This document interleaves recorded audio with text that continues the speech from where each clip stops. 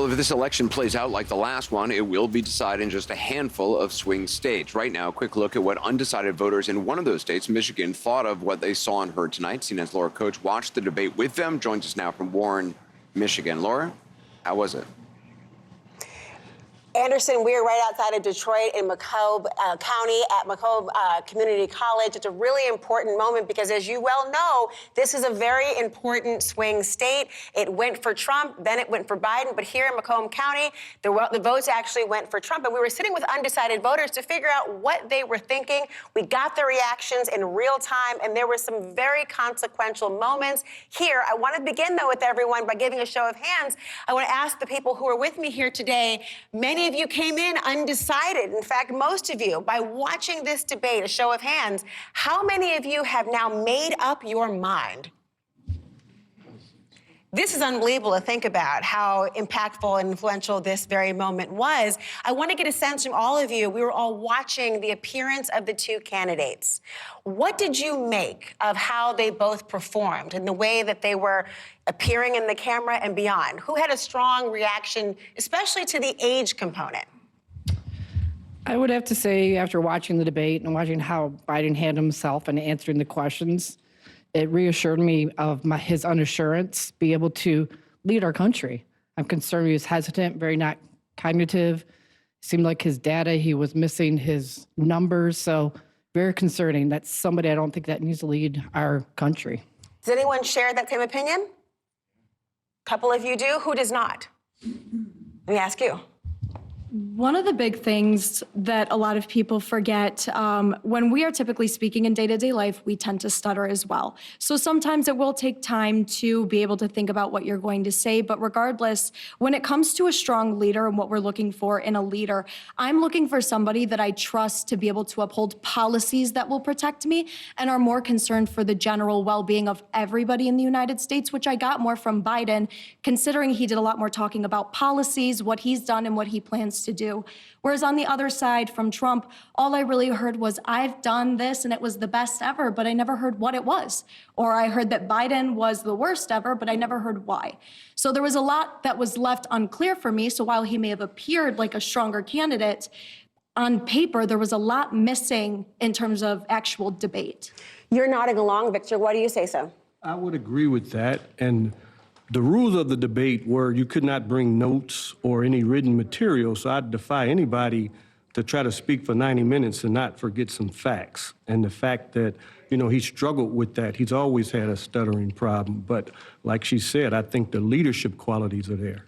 There was a very big moment as well in terms of a conversation about the felony convictions. As you know, there are 34 counts out of Manhattan for the former president of the United States. That was actually addressed today. I want to play for you all again and remind you of that moment. He could be a convicted felon as soon as he gets out of office. Joe could be a convicted felon with all of the things that he's done. He's done horrible things. All of the death caused at the border, telling the Ukrainian people that we're going to want $1 billion or you change the prosecutor. Otherwise, you're not getting $1 billion. If I ever said that, that's quid pro quo. How many of you heard that conversation between Trump and, of course, the debaters talking about the so-called weaponization of the government? Who believes and agrees with Trump here that he was only targeted because he was a political opponent of Biden? Show of hands. Wendy, you kind of grimaced for a second as to that agreement. Why? I definitely think that was a political move with the timing of how the charges were brought forward, and even the charges themselves. I'm sure there's many corporations who have employees who take care of the financial documents that write down a legal expense, and you just pay the bill. I mean, I wouldn't question every legal expense on a report, but that's a felony. Let me ask you, Steve, as well, on this point. You seem to be nodding along. What's your reaction?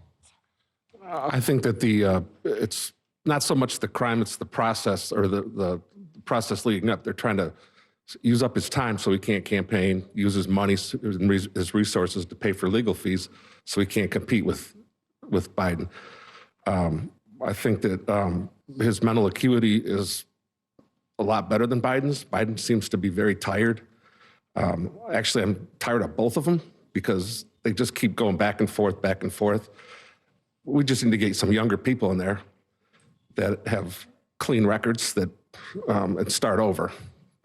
Well, there was a moment I want to get to talking about sort of clean records or the tit for tats you're talking about. There was an exchange happening, this time mentioning the convicted felonies, also the accusations of the allegations of having sex with a person who was a porn star, the allegations we've heard time and time again. There was a moment that our audience here, our focus group of people and undecided voters had some pretty strong reactions to, and you're going to see on the bottom of the screen how they were reacting, how they were divided in different moments and reacting in real time.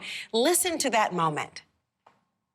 The crimes that you are still charged with, and think of all the civil penalties you have. How many billions of dollars do you owe in civil penalties for molesting a woman in public, for doing a whole range of things, of having sex with a porn star on the night while your wife was pregnant?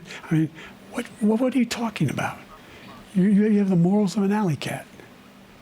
Give you a minute, sir. I didn't have sex with a porn star. I mean, talking about the morals of an alley cat, for many of you, that was a visceral moment. What was your reaction?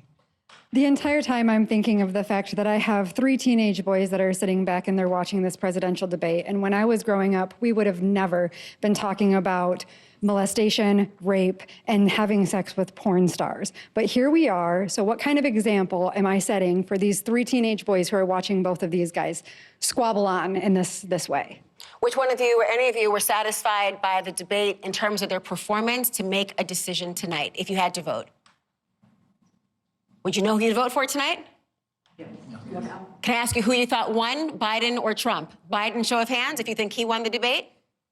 Who thinks that Trump won that debate? Who's undecided? It's a really telling time, particularly in an area just like this, where those candidates are focused on an audience just like this. Could they persuade them? Could they make them decide? Tonight, many have already made up their mind as a result of what we saw.